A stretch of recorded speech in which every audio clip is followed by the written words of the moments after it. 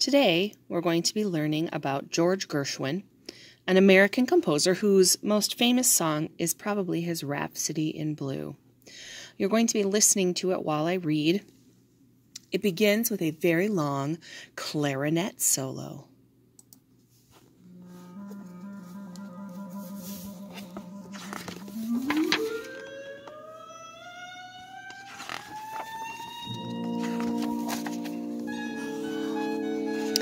It was a Friday afternoon in early January 1924. George and Ira Gershwin were hanging out with B.G. Buddy DeSilva in a neighborhood pool hall on the Lower East Side. Ira sat by the window reading the New York Daily while George and Buddy played pool. "Hey fellas, listen to this," said Ira. "Sounds like our old pal Paul has come up with a new publicity scheme." He began to read aloud. In an attempt to determine what is American music, orchestra leader Paul Whiteman is organizing a concert entitled An Experiment in Modern Music. This concert will take place in Aeolian Hall on February 12th and will be attended by the world's musical elite. George closed one eye, focusing on his shot. He mumbled distractedly. "George, I think you better pay attention," said Ira. "You're going to want to hear this next part."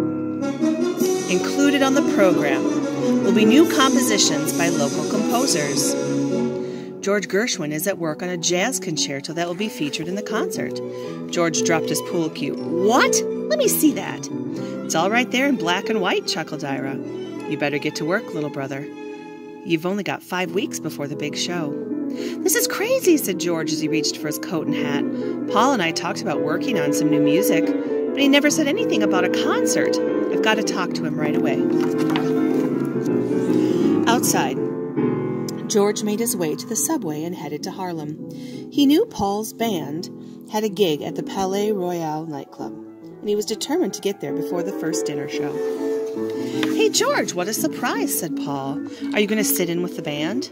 "Not tonight," said George, shaking the rain from his hat. "I'm in no mood to play." "What's this about me writing a piano concerto for a concert?" "You're looking a little steamed," said Paul. "How come?"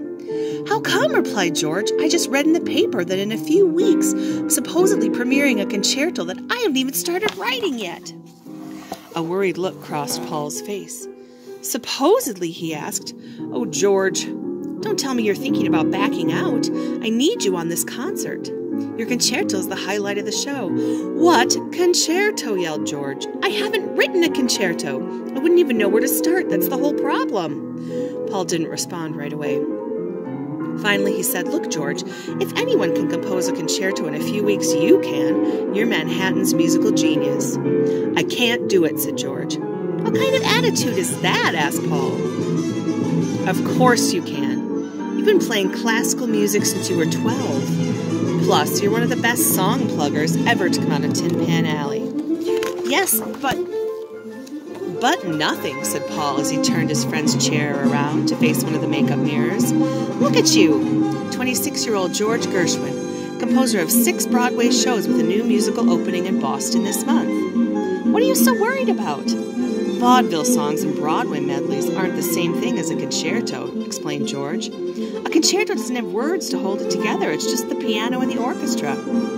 "But you're the best pianist I know," said Paul. "And as far as writing melodies go, I've never seen anyone make up a tune as fast as you. The music just flows from your fingertips." George stared at his reflection. "You really think I can do it?" he asked. "It'll be a piece of cake," exclaimed Paul. "Just imagine you're Rachmaninoff and then jazz it up a little. The crowds will love it." "Okay," said George as he straightened his tie and adjusted his hat. "If you think I can do it, I'll give it a shot." Filled with enthusiasm, George went straight home. He took out his father's new phonograph and stayed up late listening to concertos by great composers from the past. "These will inspire me." But when he woke up the next morning, he couldn't think of a single new musical idea. He took a walk in Central Park. Nothing. George tried everything to spark his creative energy, but nothing worked. By the time Monday morning rolled around, he hadn't written a single note of his new concerto. Depressed, he packed his bags and made his way to the train station. He was heading to Boston to start rehearsals for a new musical. "How could I have let Paul talk me into writing a concerto? I'll have to call him tonight and put an end to this whole silly idea."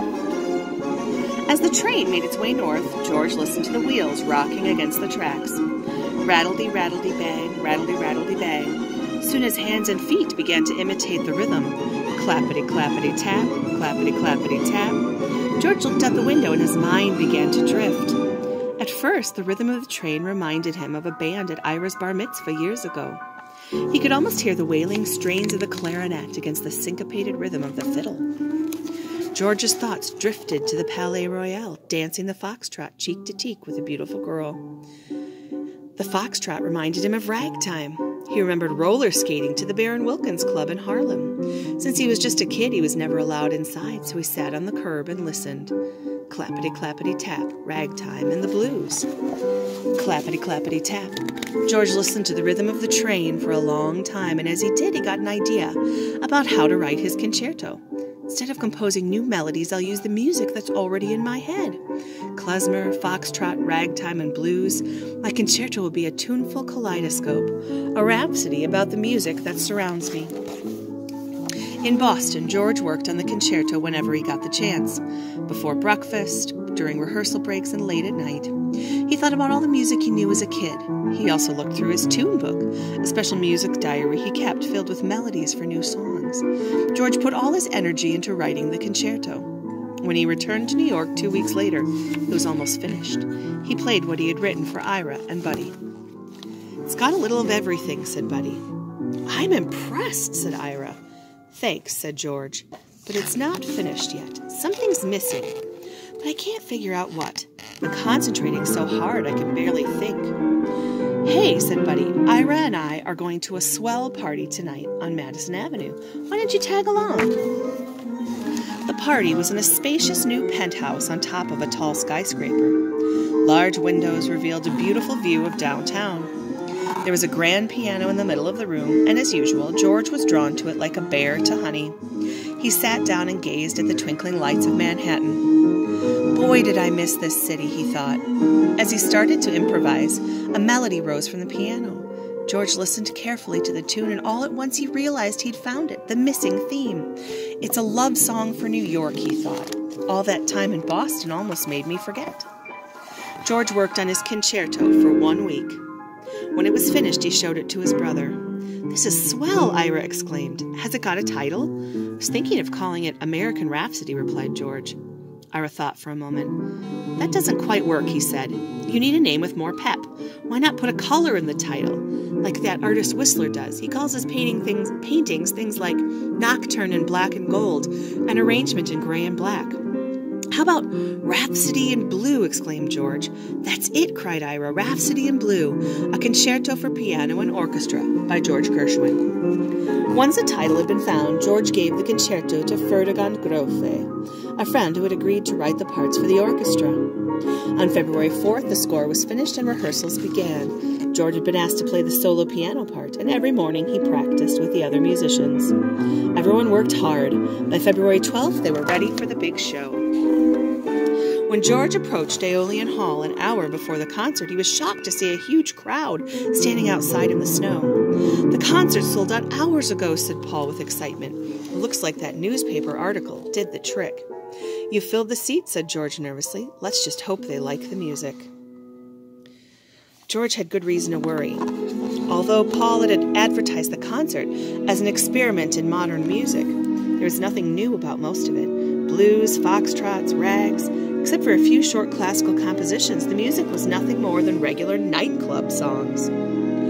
As the concert progressed, the audience started to feel cheated. A few started to heckle the orchestra. "This isn't what you play in a concert hall." Others got up to leave. Paul panicked. "George, get out there quick. We need something new. Play your concerto before we have a riot on our hands." George dashed out on stage and took his seat at the piano. Paul walked out behind him and gave the orchestra its cue. All at once, the clarinet let out a wail that made the fleeing listeners stop dead in their tracks. They rushed back to their seats, and within seconds, the howl was transformed into a sultry blues tune. The trombones joined in, followed by sassy trumpets and smooth violins. Jazz mingled as George's fingers rushed up and down the keyboard. Like Scott Joplin and Rachmaninoff rolled into one, he crossed his hands back and forth, wowing the audience with a fiery display. Who knew a concerto could sound like this? There was even a banjo thrown into the mix.